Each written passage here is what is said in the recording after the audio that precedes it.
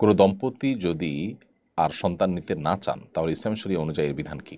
স্বামী স্ত্রী পরস্পরের অবাঞ্ছিত লোম পরিষ্কার করে দিতে পারবে কিনা? 3 কোয়ার্টার প্যান্ট পরে নামাজ পড়া যাবে কিনা? কোনো মহৎ লক্ষ্য পূরণের পর মিষ্টি বিতরণ অনুষ্ঠান করা জায়েজ আছে কিনা? ইমাম যদি শেষ রাকাতে সূরা নাস পড়েন তাহলে যাদের নামাজ 1 রাকাত ছুটে গেছে তারা কোন সূরা মিলাবেন? গামছা গায়ে দিয়ে নামাজ পড়া যাবে কিনা?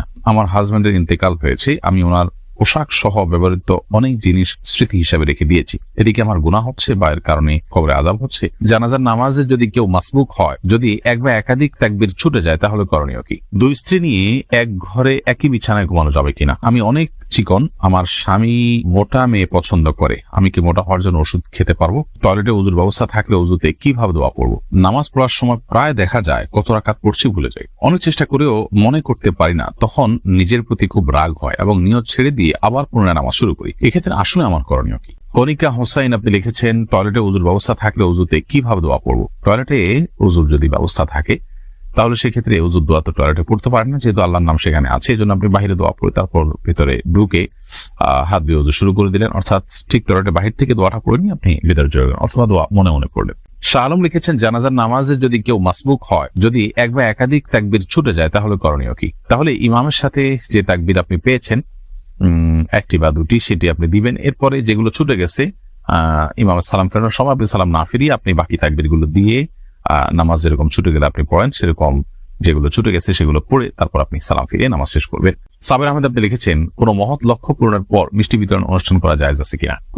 লক্ষ্য বাস্তবায়ন হলো সেজন্য আপনি খুশি হয়ে কিছু করলেন, এটাতে নাজায়েজ কোনো কিছু নেই, কারণ এটাকে কেউ ইবাদত হিসাবে করছে না, এটা সামাজিক কালচার হিসাবে করছে, আল্লাহর নিয়ামতের শুকরিয়া হিসাবে করছে, বিধায় এটা মুবাহ এবং জায়েজ কাজ। মোহাম্মদ জয়নুল আবেদিন তারিন ইয়াডি থেকে আপনি লিখেছেন, পাদরে সালাম করা যাবে কিনা? সালাম মুখে দেওয়ার জিনিস, আসসালামু আলাইকুম ওয়া রাহমাতুল্লাহি ওয়া বারাকাতুহু, এইভাবে সালাম প্রদান করবেন, সেটাই সালাম। সালামের সাথে পা ধরার কোনো সম্পর্ক নেই। নুজহাত হাসান লিখেছেন, আমার হাজবেন্ডের ইন্তেকাল হয়েছে, আমি ওনার পোশাক সহ ব্যবহৃত অনেক জিনিস স্মৃতি হিসাবে রেখে দিয়েছি, এদিকে আমার গুনাহ হচ্ছে বা এর কারণে কবরে আযাব হচ্ছে? যে জিনিসগুলো স্মৃতি হিসাবে রেখেছেন সেগুলো আপনি ব্যবহার করবেন, হয়তো হালকা ব্যবহার করেন, বেশিরভাগ ক্ষেত্রে রেখে দেন, অসুবিধা নেই, এর কারণে কোনো গুনাহ হবে না ইনশাআল্লাহ তাআলা। তবে এটা যদি এমন হয় যে ব্যাপক পরিমাণ তার সম্পদ সেগুলো সবই আপনি স্মৃতি হিসাবে রেখে দিয়েছেন, সেটাতে অন্য ওয়ারিসদের কিন্তু অধিকার জড়িত আছে, অন্য ওয়ারিসদের কাছ থেকে যদি আপনি দায় মুক্তি না নেন তাহলে সেক্ষেত্রে তাদের হক আদায়ের গুনাহটা হবে। ব্যাপারটা এরকম, আপনি পোশাক আশাকও যদি রাখেন তাহলে সেক্ষেত্রে সেই পোশাকটা অল্প স্বল্প পোশাক, এটা আপনার ভাগে আছে বা আপনি এটা পেয়েছেন, অথবা এটার অন্য কোনো দাবিদার নাই, সেই হিসাবে আপনি রেখে দিয়েছেন বা হালকা পাতলা ব্যবহার করেন, ঠিক আছে, এতটুকু হতে পারে। কিন্তু ব্যাপকভাবে যদি আপনি রেখে দেন, অন্য ওয়ারিসরা না জানে অথবা তাদের পারমিশন না নেন, তাহলে সেক্ষেত্রে তাদের হক এখানে আছে। মানুষ মারা যাওয়ার পর তার প্রতিটা জামা কাপড় সবকিছুতেই সব ওয়ারিসদের কিন্তু হক চলে আসে, এটা একটা ব্যাপার।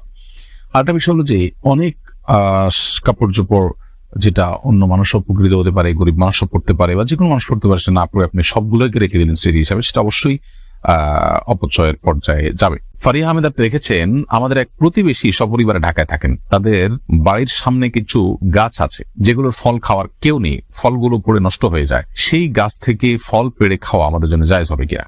যদি গাছের ফল পড়ে নষ্ট হয়ে যায় এবং মালিক সেটা সংরক্ষণ করবার কোনো ব্যবস্থা না রাখেন, বরং ওপেন রাখেন, কোনো বেড়া না দেন ইত্যাদি, এবং বোঝা যায় তার আচরণ থেকে যে এগুলোর ব্যাপারে তার কোনো নেই, আগ্রহ নেই, তাহলে সেক্ষেত্রে সেটা অবশ্যই অন্যদের জন্য খাওয়া জায়েজ হবে।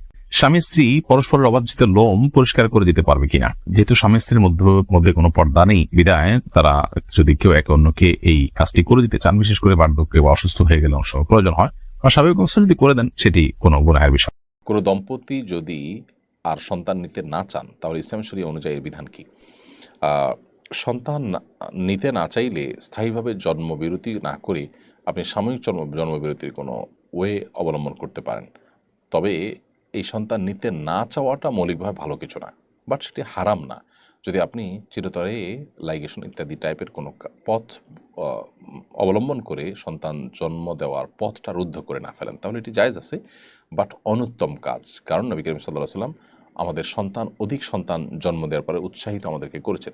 2 স্ত্রী নিয়ে এক ঘরে একই বিছানায় ঘুমানো যাবে কিনা? যদি কারোর একাধিক স্ত্রী থাকে এবং তাদের সাথে একই সাথে তিনি শোন, যেহেতু শরিয়ার কোনো বিধান লঙ্ঘন হচ্ছে না এবং এদের মধ্যে পারস্পরিক পর্দাও নেই, অতএব এটি জায়েজ আছে। বাট শারীরিক সম্পর্ক করলে সেক্ষেত্রে এখানে সতরের বিধান চলে আসবে, সেই কারণে সেটির ক্ষেত্রে অবশ্যই আপনাকে শরিয়াত বিধানের আলোকে আপনাকে করতে হবে, এবং সেক্ষেত্রে যদি একে অন্যের সতর দেখেন এরকম কোনো পরিবেশ তৈরি হয় তাহলে সেটা অবশ্যই নাজায়েজ এবং গুনাহ হবে। আবু সুফিয়ান মিয়া আপনি লিখেছেন 3 কোয়ার্টার প্যান্ট পরে নামাজ পড়া যাবে কিনা। 3 কোয়ার্টার প্যান্ট যদি পরেন যেটার ফলে আপনার হাঁটু ঢেকে যায়, সেটাতে আপনি নামাজ পড়লে নামাজ হয়ে যাবে। তবে লক্ষ্য রাখতে হবে রুকু সিজদা বা উঠা বসার সময় যেন এই প্যান্ট সরে গিয়ে হাঁটু প্রদর্শিত না হয়।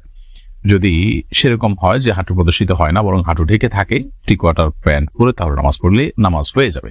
তবে মনে রাখা উচিত আল্লাহ সুবহানাহু ওয়া তাআলা বলেছেন ইয়াবনি আদম খুযু যিনাতাকুম ইনদা কুল্লি মাসজিদ, হে আদম সন্তান তোমরা প্রত্যেক নামাজের সময় সুন্দর পোশাক বা সুন্দর বা শোভা এটা গ্রহণ করো। তার মানে এমন পোশাক পরা উচিত নয় যে পোশাকটা আসলে আমরা সচরাচর গুরুত্বপূর্ণ কোনো অনুষ্ঠানে কোনো ব্যক্তির সঙ্গে সাক্ষাৎ করতে যাওয়ার সময় পড়ি না। নামাজ হয়ে যাবে সেটা একটা বিষয়, কিন্তু নামাজের কোয়ালিটিকে নষ্ট করতে পারে এ ধরনের পোশাক, কারণ এটি আল্লাহর দরবারে আল্লাহর সামনে আমি দাঁড়াচ্ছি তার সঙ্গে কিন্তু যায় না। 4 রাকাত বিশিষ্ট ফরজ নামাজের 3য় রাকাতে ভুলে যদি সূরা ফাতিহার সাথে অন্য কোনো সূরা পড়ে ফেলি তাহলে নামাজ হবে কিনা। 4 রাকাত বিশিষ্ট ফরজ নামাজের 3য় রাকাতে সূরা ফাতিহার পর অন্য কোনো সূরা আপনি পড়ে ফেললে নামাজ হয়ে যাবে, নামাজ হবে না, ব্যাপারটা সেই লেভেলের না। এমনি রুবেল আপনি আমাদের ইউটিউব চ্যানেলে প্রশ্ন করেছেন নামাজ পড়ার সময় প্রায় দেখা যায় কত রাকাত পড়ছি ভুলে যাই, অনেক চেষ্টা করেও মনে করতে পারি না, তখন নিজের প্রতি খুব রাগ হয় এবং নিয়ত ছেড়ে দিয়ে আবার পুনরায় নামাজ শুরু করি। এক্ষেত্রে আসলে আমার করণীয় কি? নামাজ পড়ার সময় কত রাকাত পড়েছি এটা নিয়ে ভুলে যাওয়া, এটা আমাদের সমাজে এখন একটা ব্যাপক মানুষের মধ্যে সমস্যা দেখা যায়, এবং এই সমস্যার মূল কারণ হলো যে আমাদের মনোসংযোগ এখন আর আমরা কোথাও খুব বেশি সময় ধরে রাখতে পারি না। এটা বড় ধরনের একটা অবনতি আমাদের বলতে পারি। তো এর কারণে কোনো কাজে সফলতা পাওয়া অনেক কঠিন হয়, কারণ মনোসংযোগ ছাড়া কোনো কিছুতেই মানুষ অগ্রসর হতে পারে না।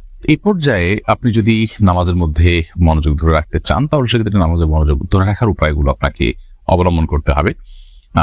মোবাইল ইত্যাদির ব্যস্ততা নামাজের অনেক আগে থেকে বন্ধ করে ফেলতে হবে, নামাজের পূর্ণ মনোযোগী হওয়ার চেষ্টা করতে হবে। প্রতিটা রোকন খুব দীর্ঘ সময় নিয়ে করার চেষ্টা করতে হবে, কি পড়ছি কি বলছি নামাজে সেগুলো বুঝে বুঝে পড়ার চেষ্টা করতে হবে, এগুলো লক্ষ্য রাখতে হবে ইনশাআল্লাহ। এখন কত রাকাত পড়েছেন এটা যদি আপনি দ্বিধায় পড়ে যান তাহলে সেক্ষেত্রে আপনি দেখবেন আপনার মনের প্রাবল্য কোন দিকে হয়। যদি আপনার মন কোনো একটাকে সায় দেয় যে আমার মনে হচ্ছে এইটা হওয়ার সম্ভাবনা অনেক বেশি, অর্থাৎ ধরা যাক 3 এবং 4 নিয়ে সন্দেহ হচ্ছে, তো 4 হওয়ার সম্ভাবনা বেশি, তাহলে আপনি 4কেই ধরে নেবেন এবং শেষে সিজদা সাহু দিয়ে নেবেন। আর যদি আপনার মনে হয় 3 হওয়ার সম্ভাবনা বেশি তাহলে 3কে আপনি ধরে নেবেন, ধরে সিজদা সাহু দিয়ে নেবেন। আর যদি 3 এবং 4 নিয়ে সন্দেহ হয় এবং আপনি ঠিক মাঝামাঝি পর্যায়ে দাঁড়িয়ে থাকেন, 3 বা 4 কোনো দিকে আপনার মনের ঝোঁক বেশি না হয়, আপনি একেবারে ঠিক মাঝখানে দাঁড়িয়ে থাকেন, কোনো দিকেই মন ঝুঁকছে না, তাহলে সেক্ষেত্রে আপনি কমটা ধরে নেবেন, 3 ধরে নিয়ে আপনি নামাজ শেষ করে শেষে সিজদা সাহু দিয়ে নেবেন। অনেকে প্রিয় মানুষের কবরের পাশে নিজের কবর দেওয়ার জন্য ওসিয়ত করেন, পাশাপাশি 2 কবরের বাসিন্দারা কি পরস্পরকে দেখতে পারেন, তারা কি পরস্পরের মধ্যে কথা বলতে পারেন? দেখুন, কবরের পাশাপাশি থাকার মধ্যে বাহ্যিক দৃষ্টিকোণ থেকে কোনো কল্যাণ নেই, এবং কবরের পাশাপাশি কবরের লোকের সাথে আলাপ সালাপ করার যোগাযোগ করার কোনো সুযোগ আছে কোন হাদিসের আলোকে এরকম কিছুও বোঝা যায় না। এটা জাস্ট সন্তানরা বা অন্যরা যখন জিয়ারত করবে পাশাপাশি দেখে পাশাপাশি দোয়া করার সুযোগ পাবে, জাস্ট এই জায়গা থেকে হয়তো মানুষ বলে থাকেন, এছাড়া কোনো উপকারের দিক এটা নাই আসলে সেভাবে। এমনি ফারুক আপনি লিখেছেন ইউটিউব চ্যানেলে আমি অনেক চিকন, আমার স্বামী মোটা মেয়ে পছন্দ করে, আমি কি মোটা হওয়ার জন্য ওষুধ খেতে পারবো? পুরুষ আইডি থেকে সম্ভবত কোনো বোন আপনি প্রশ্ন করেছেন। মোটা হওয়ার জন্য মোটাতাজা হওয়ার জন্য কোনো ঔষধ গ্রহণ করলে সেটি যদি স্বাস্থ্যের জন্য ক্ষতিকর দিক থাকে তাহলে ডেফিনেটলি সেটি গ্রহণ করা যাবে না, কারণ মানুষ নিজের স্বাস্থ্যকে ধ্বংসের দিকে ঠেলে দেওয়ার মতো কোনো কাজ করলে সেটি ইসলামের দৃষ্টিকোণ থেকে জায়েজ হয় না, সেটা গুনাহের কাজ হয়, বিদায় এটি করা যাবে না। আবার সেই সাথেও আমাদের মাথায় রাখতে হবে যে মোটা হওয়া এটা তো আসলে কোনো ভালো জিনিস না। তুলনামূলকভাবে খুব বেশি চিকন হলে সেটা যাতে না হয় সেটা যদি চান কেউ, তাহলে সেক্ষেত্রে খাবার দাবার খাদ্যাভ্যাস এগুলো একটু পরিবর্তন করলেই হয়তো পরিবর্তন হতে পারে, সেই পন্থাটা আপনি অবলম্বন করতে পারেন। আর যদি কোনো ওষুধে সাইড এফেক্ট না থাকে, সাধারণত এই সমস্ত ওষুধে সাইড এফেক্ট থাকেই থাকে, যদি এরকম কিছু থাকে সাইড এফেক্ট নাই নিশ্চিত হতে পারেন আপনি, তাহলে সেটা গ্রহণ করলে কোনো অসুবিধা নেই।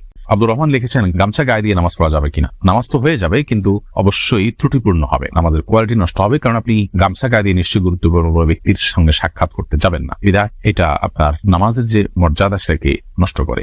ইমাম যদি শেষ রাকাতে সূরা নাস পড়েন তাহলে যাদের নামাজ 1 রাকাত ছুটে গেছে তারা কোন সূরা মিলাবেন? ইমাম যদি শেষ রাকাতে সূরা নাস পড়ে ফেলেন, যাদের নামাজ ছুটে গেছে তারা পরবর্তীতে সূরা নাসের আগে যে কোনো সূরাই পড়তে পারেন, এতে কোনো গুনাহ হবে না এবং তাদের নামাজও হয়ে যাবে।